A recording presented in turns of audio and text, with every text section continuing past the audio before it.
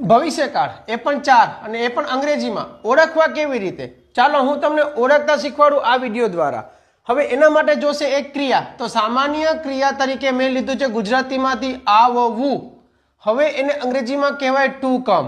હવે ટુ કમના રૂપ લઈ લઈએ, તો જો પહેલું રૂપ તો પોતે બને સાદા વર્તમાન કાળમાં, કમ્સ એ પણ સાદા વર્તમાન કાળમાં આવે, કમિંગ એ ચાલુ કાળમાં વપરાય, આ ભૂતકાળનું રૂપ છે અને આ છે ભૂત કૃદંતનું રૂપ।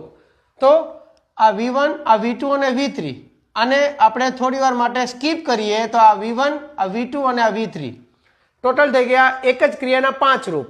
પણ મારે તો તમને આજે ભવિષ્યકાળમાં 4 ભવિષ્યકાળ કેવી રીતે અલગ ઓળખવા, નામ કેવી રીતે આપતા શીખવું એ સમજાવવું છે।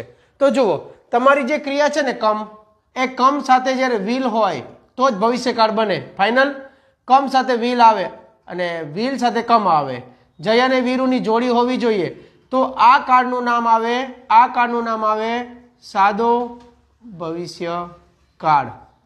ક્લિયર?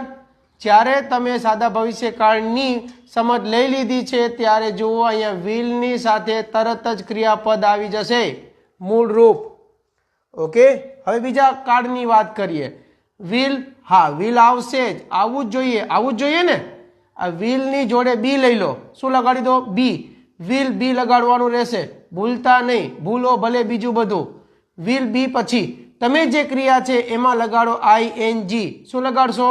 ING। તો આવું જ્યારે સેટઅપ હોય, શું સેટઅપમાં લેવાનું છે? વિલ 100%, પછી આવશે બી, અને બી પછી જ્યારે તમારે ING વાળું કોઈ પણ ક્રિયાપદ લેવાનું થાય ત્યારે તમારે એ કાળનું નામ યાદ રાખી દેવાનું છે। શું યાદ રાખશો બીજા કાળનું નામ? ચાલુ ભવિષ્યકાળ। Got it? અહીંયા સુધી જો વિડીયો જોયો હોય તો હવે 50% કામ પત્યું। હવે જુઓ, વિલ તો આવશે જ, વિલ આવશે। હવે બીની જગ્યાએ તમારે મૂકી દેવાનું આંખ મીચીને હેવ, અથવા શોધવાનું હેવ, વિલ સાથે હેવ। હવે જ્યારે હેવ